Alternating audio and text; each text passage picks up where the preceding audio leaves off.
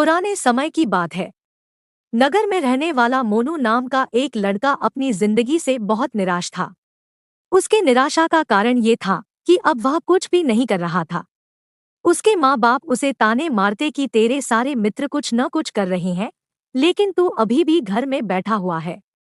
मित्रों के बीच भी अक्सर उसका मजाक ही बनता। वह कहीं जाता तो लोग उससे पूछते कि क्या कर रहे हो। उसे ये बताने में बड़ी शर्म आती कि अभी वह कुछ भी नहीं कर रहा है। धीरे धीरे उसने रिश्तेदारों के यहाँ जाना और लोगों से मिलना जुलना काम कर दिया। वह ज्यादातर समय अपने घर में ही बैठा रहता। वो अकेले में रोता, भगवान को कोसता और अपनी किस्मत को दोष देता। अब उसे अपनी जिंदगी बोझ से लगने लगी थी। कभी कभी वह सोचता कि जब वह कुछ करने के लायक ही नहीं है तो फिर उसे जिंदा रहने का क्या फायदा। उसे तो मर जाना चाहिए। एक दिन वह अपने नगर की एक सड़क से गुजर रहा था। तभी उसने देखा कि एक गुरु दुख के ऊपर प्रवचन दे रहे हैं। वह भी उस भीड़ में जाकर बैठ गया और गुरु के प्रवचन सुनने लगा। गुरु बोल रहे थे, दुख एक गुरु की भांति होता है जो हमें जीवन की सच्चाई दिखाता है और हमें सही से जीवन जीने का तरीका सिखाता है। आप चाहे तो अपने दुख रूपी गुरु से जीवन जीना भी सीख सकते हैं और चाहे तो उस दुख में डूबकर बैठकर रो भी सकते हैं। मोनू भी गुरु की ये सारी बातें ध्यान से सुन रहा था, लेकिन उसे गुरु की ये बातें सही नहीं लगी।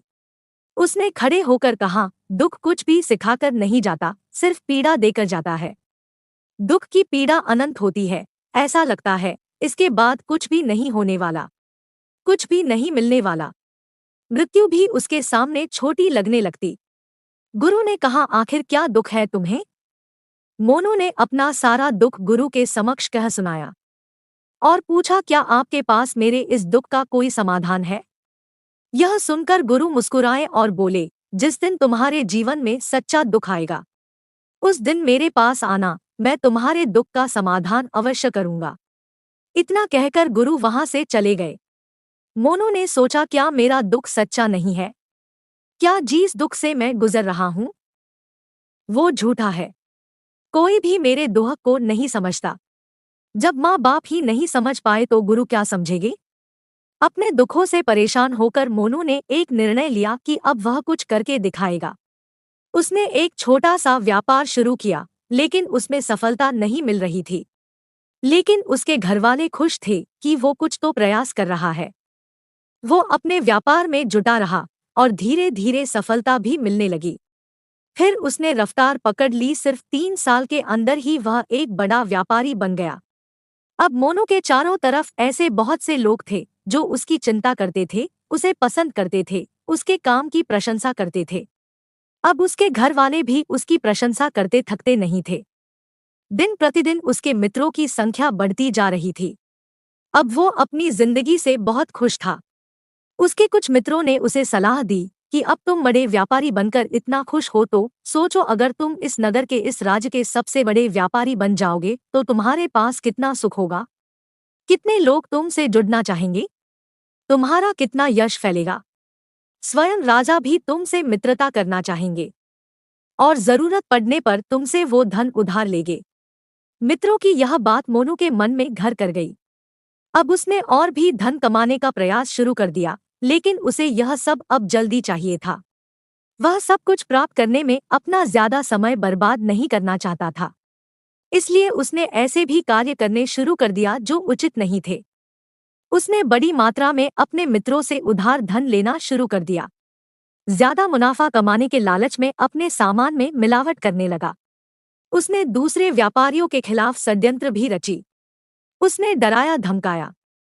जैसा जैसा उसका मित्र कहते गए वही करता गया। वह इन तरीकों से ज्यादा धन तो कमा रहा था, लेकिन अब उसके जीवन में सुकून नहीं था। उसके मन की शांति गायब हो गई थी। उसे रातों में नींद नहीं आती थी। सुख साधन के सारी वस्तुएं होने के बाद भी उसे किसी में सुख नहीं मिल रहा था। एक दिन मोनू अपनी गाड़ी में सवार होकर कहीं जा रहा था। तभी रास्ते में उसे गुरु का आश्रम दिखा। वह रुक गया। वह गुरु के पास जाकर बोला, गुरुदेव, आपने कहा था जब तुम्हारे जीवन में सच्चा दुख आए तब मेरे पास आना। मैं अब बहुत ही दुखी हूँ। मेरे रातों की नींद गायब हो गई है। मुझे कहीं सुकून नहीं मिल रहा। इस तरीके से मोनू ने अपनी सारी समस्या गुरु के सामने कह सुनाई। गुरु ने कहा, जब तुम मुझसे पहली बार मिले थे, तब भी तुम किसी दुख में थे। तुमने उस दुख से क्या सीखा? मोनू ने कहा, मैंने सीखा कि सिर्फ सोचने और चिंता करने से कुछ नहीं होता।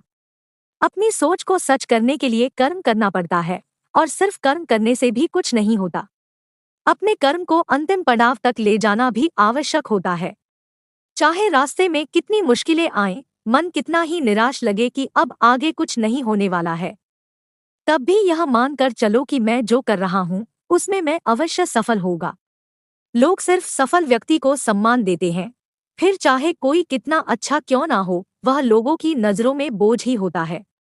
यह सब सुनकर गुरु मुस्कुराए और बोले, यह असली दुख नहीं है।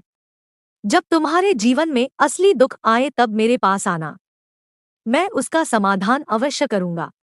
मोनू जाते समय गुरु को सोने के सिक्कों से भरा एक घड़ा भेंट किया। घड़ा देखकर गुरु ने कहा, यह मेरे किसी काम का नहीं है। इसे उस पेड़ के नीचे गड्ढा खोदकर दफना दो। मोनू ने गुरु के कहे अनुसार घड़े को पेड़ के नीचे दफना दिया और वहां से चला गया। कुछ दिनों तक व्यापार अच्छी तरक्की कर रहा था, लेकिन गलत व्यापार की वजह से धीरे धीरे उस व्यापार में घाटा होने लगा। उसकी सारी धन संपदा धीरे धीरे खत्म होने लगी, और एक दिन ऐसा आया जब उसके पास कुछ भी नहीं बचा और वह कर्जे से लद चुका था। लेकिन वह निश्चित था, क्योंकि उसने सारा कर्ज अपने मित्रों से ही लिया था। वो सोचता था कि उसके मित्र बुरे समय में उसका साथ देंगे, लेकिन ऐसा कुछ भी नहीं हुआ। बुरा समय आते ही मित्रों ने अपना उधार मांगना शुरू कर दिया। उधार वापस न मिलने पर जान से मारने की धमकी भी दी। उसके चाहने वाले सब उससे दूर हो गए। उसके वो मित्र जो उसके साथ मौज मस्ती करते थे, अब उससे दूर भागने लगे। उसके परिवार वाले उसके गलतियां और कमियां गिनाने लगे। उसकी सारी संपत्ति नीलाम हो गई। उसके पास कुछ भी नहीं बचा। उसने अपने पिता से सहायता मांगी तो पिता ने कहा, मेरे पास यह थोड़ी सी संपत्ति है, अगर मैं यह भी तुम्हें दे दूंगा तो तुम्हारी माँ को कहाँ रखूंगा? यह संपत्ति हमारा आखिरी सहारा है। मोनू के भीतर बहुत गहरा दुख था। उसके आसपास कोई नहीं था जो उसके दुख को समझ सके, उसे संभाल सके। लोगों से मिले इस धोखे और विश्वासघात की वजह से वह अंदर तक टूट गया। उससे लगने लगा कि अब जीने का क्या मतलब? अब तो मृत्यु ही एकमात्र सहारा है। वो आत्महत्या करने के लिए पहाड़ी की तरफ जा रहा था। तभी उसे याद आया कि गुरु ने कहा था, जब तुम्हारे जीवन में असली दुख आए तब मेरे पास आना। मोनू गुरु के पास गया और अपना सारा दुख उन्हें सुनाया। आंखों में आंसू भरकर बोला, मेरे इस दुख का समाधान कीजिए गुरुदेव। गुरु ने कहा, जब तुम्हारे जीवन में असली दुख आए तब मेरे पास आना, मैं उनका समाधान अवश्य करूंगा। मोनू ने कहा कि अभी जो मेरे जीवन में घट रहा है, क्या वो दुख नहीं है? आखिर इससे बड़ा दुख होता क्या है? गुरु ने कहा, सबसे पहले तुम मुझे ये बताओ, इस दुख से क्या सीख मिला? मोनू ने कहा, मैंने सीखा कि जो लोग हमारी सफलता, हमारी तरक्की की वजह से हमारे जीवन में आए हैं, वो हमें धोखा अवश्य देंगे, क्योंकि बुरे समय में हमारे साथ खड़े नहीं होंगे। वह केवल अच्छे समय में हमारा फायदा उठाएंगे और बुरे समय में छोड़कर चले जाएंगे। भरोसा केवल उन्हीं लोगों पर करना चाहिए जो हमारे बुरे समय में, असफलता के समय में हमारे साथ खड़े रहते हैं। लेकिन ऐसे लोग बहुत ही कम होते हैं, पर जिसके पास होते हैं उनकी कद्र करनी चाहिए, उनका अपमान नहीं करना चाहिए। मैंने यह भी सीखा कि कभी किसी के खिलाफ षड्यंत्र नहीं रचना चाहिए। ईमानदारी और धैर्य के साथ काम करना चाहिए और कभी लालच नहीं करना चाहिए। अपना सारा दुख और अनुभव बताने के बाद मोनू आंखों में आंसू भरकर गुरु के सामने बैठा रहा। थोड़ी देर बाद गुरु उठे और उस पेड़ के नीचे गड्ढा खोदकर वह घड़ा बाहर निकाला जो सोने के सिक्कों से भरा हुआ था, और उसे मोनू को दे दिया और कहा, तुम्हारे जीवन में असली दुख आए तब मेरे पास आना। मोनू ने गुरु को धन्यवाद किया और प्रणाम कर कर वहां से चला गया। उसने एक छोटा व्यापार शुरू किया। अब वह एक छोटा व्यापारी बनकर खुश था। अपनी पूरी लगन और ईमानदारी से व्यापार किया। देखते ही देखते वो फिर अपने नगर का एक बड़ा व्यापारी बन गया। उसका जीवन खुशियों और सुविधाओं से भर गया। लेकिन कोई कितना भी अच्छा हो, कितना भी अच्छा काम करे, दान करे, पुण्य करे, लोगों की मदद करे, लेकिन जीवन में दुख तो आता ही है। तो मोनू के जीवन में भी दुख आया। उसके माता पिता की मृत्यु के रूप में वह दोनों एक ही दिन मृत्यु को प्राप्त हो गए। मोनू अपने माता पिता से बहुत प्रेम करता था, इसलिए उसे उनकी मृत्यु से बहुत गहरा आघात पहुंचा। उन दोनों के पार्थिव शरीर को श्मशान घाट ले गया। वहां उनकी अंतिम क्रिया की गई। वहां उसने अपने माता पिता के शरीर को जलते हुए देखा तो उसका मन बेचैन हो गया। उसके अंदर बहुत से प्रश्न उठने लगे। वह घर वापस आया तो अपने माता पिता के घर और संपत्ति को देखा, जिसके लिए उसके माता पिता हमेशा लड़ते रहते थे। आज वह लावारिस पड़ी है। आज उसकी देखरेख करने के लिए, उसके लिए लड़ने वाले इस दुनिया से चले गए। उसके पिता ने जो भी कमाया था, जो भी बनाया था, सब कुछ यही रह गया था। एक दिन पहले किसी से भी अपनी संपत्ति के लिए लड़ जाने वाले उसके पिता आज इस दुनिया से अलविदा हो गए थे। उसका मन इसी तरह के अनेक विचारों में फंसा हुआ था। उसे अंदर से अकेलापन और डर महसूस हो रहा था। उसे कुछ खालीपन से महसूस हो रहा था। उसे लग रहा था कुछ तो है, जैसे वो समझ नहीं पा रहा, इसलिए वो गुरु के पास गया। उसे देखते ही गुरु ने कहा, क्या जीवन में कोई दुख है? तो मोनू ने कहा, वैसे तो जीवन में कोई दुख नहीं है गुरुदेव, सब कुछ अच्छा चल रहा है, लेकिन आज मेरे माता पिता की मृत्यु हो गए। इस घटना ने मेरे मन को बेचैन कर दिया है। गुरु ने कहा, इसमें दुखी होने वाली कौन सी बात है? एक दिन तो सभी के प्रियजनों को मरना ही है। हमेशा जीवित ना तो कोई रहा है ना कोई रहेगा। एक दिन तो तुम्हें मरना ही है। हो सकता है कल ही मर जाओ या आज भी मर सकते हो। मोनू ने कहा, आप क्या कह रहे हैं गुरुदेव? मैं भी मर जाऊंगा, पर मैं तो अभी जवान हूँ। गुरु ने कहा, इसी भ्रम में तो सभी जी रहे हैं कि मृत्यु दूसरों को आती है, बुढ़ापा दूसरों को आती है, लेकिन बूढ़ों के सामने ही जवान मर जाते हैं, बच्चे मर जाते हैं। मृत्यु का किसी उम्र से कोई संबंध नहीं। यह तो सबको अपना ग्रास बना लेती। गुरु की ये बातें मोनू के मन में घर कर गई। वो चुपचाप वहां से चला गया, लेकिन उसका मन अब भी बेचैन था। वह कुछ खालीपन सा महसूस कर रहा था। वह पूरे दिन अपने बारे में सोचता रहा कि वह इस दुनिया में क्यों आया है। क्या सिर्फ चीजों को उपयोग करना और मरना ही जीवन का लक्ष्य? ऐसे बहुत से प्रश्न उसके मन में लगातार उठ रहे थे, लेकिन उसका उत्तर नहीं मिल पा रहा था। उसका दुख दिन प्रतिदिन बढ़ता जा रहा था। कुछ दिनों बाद वह फिर गुरु के पास पहुंचा और बोला, गुरुदेव, मैं बहुत दुखी हूँ। मैं ये नहीं जान पा रहा हूँ कि मैं कौन हूँ, इस दुनिया में क्यों आया हूँ। यह सुनकर गुरु मुस्कुराए और बोले, आज पहली बार तुम्हारे जीवन में सच्चा दुख पैदा हुआ है। वास्तव में यही वो दुख है जो दुख कहलाने के लायक है, कि हमें पता नहीं कि हम कौन हैं, क्यों आए हैं, क्या करना है, कैसे करना है। मोनू ने कहा, गुरुदेव, मेरे इस दुख का समाधान कीजिए। गुरु ने कहा, हम सभी इंसान जीवन भर क्या इकट्ठा करते हैं?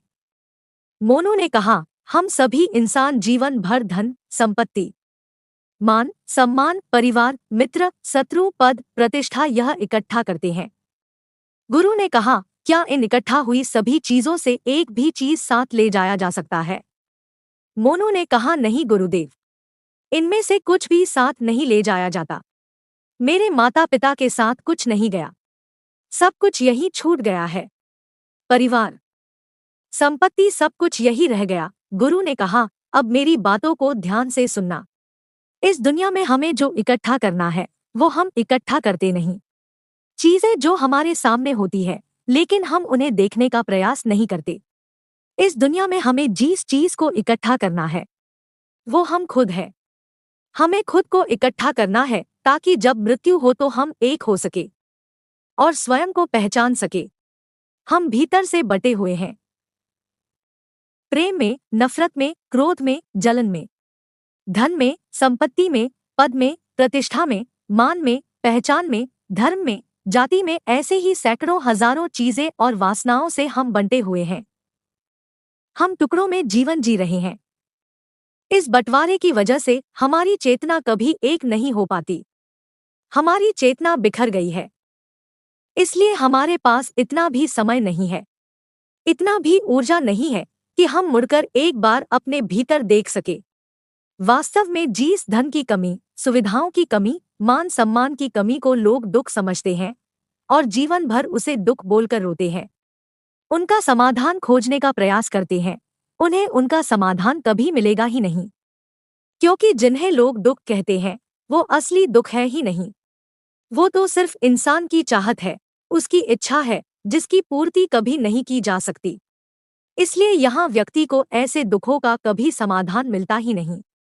इसलिए इन सब के ऊपर अगर अपने दुखों का परम समाधान चाहिए तो सबसे पहले अपने आप को इकट्ठा करो।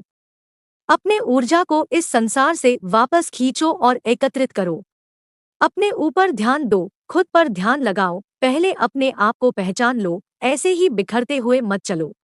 मोनू ने कहा, क्या गुरुदेव हमें यह संसार छोड़ देना चाहिए? अपने सभी इच्छाओं को मार देना चाहिए? किसी से प्रेम नहीं करना चाहिए? धन संपत्ति इकट्ठा नहीं करना चाहिए? मान सम्मान की आशा छोड़ देनी चाहिए?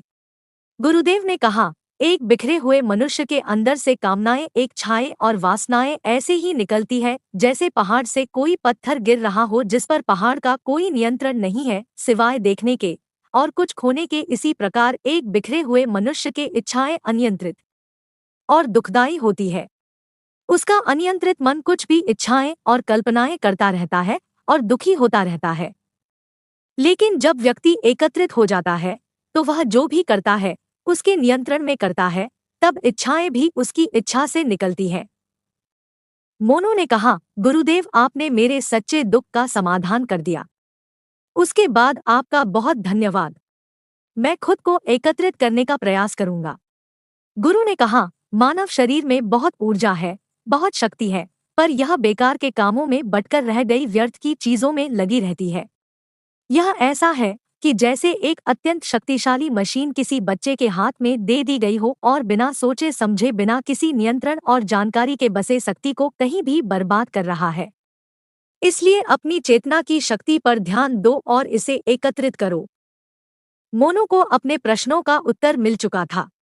उसने गुरु को धन्यवाद किया और चुपचाप वहां से चला गया। तो साथियों, यह वीडियो आपको कैसी लगी? मैं उम्मीद करती हूँ इस वीडियो से आपको बहुत कुछ सीखने को मिला होगा। अपनी राय कमेंट बॉक्स में दें। फिर मिलते हैं अगले वीडियो में।